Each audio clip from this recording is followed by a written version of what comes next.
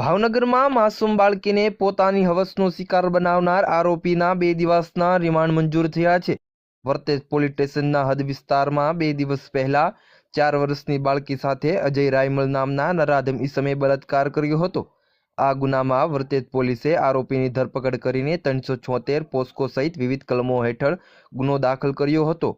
આ ગુનામાં આરોપી અજય રાયમલને આજે કોર્ટમાં હાજર કરતા 2 દિવસના રિમાન્ડ મંજૂર કર્યા છે। 4 વર્ષની બાળકની હાલત નાજુક હાલતમાં ભાવનગર સિવિલ હોસ્પિટલ ખાતે સારવાર ચાલી રહી છે। 2 દિવસના રિમાન્ડ દરમિયાન પોલીસ આરોપી વિરુદ્ધ અન્ય પુરાવા એકત્રિત કરશે। દર્શન આચાર્ય, ભાવનગર।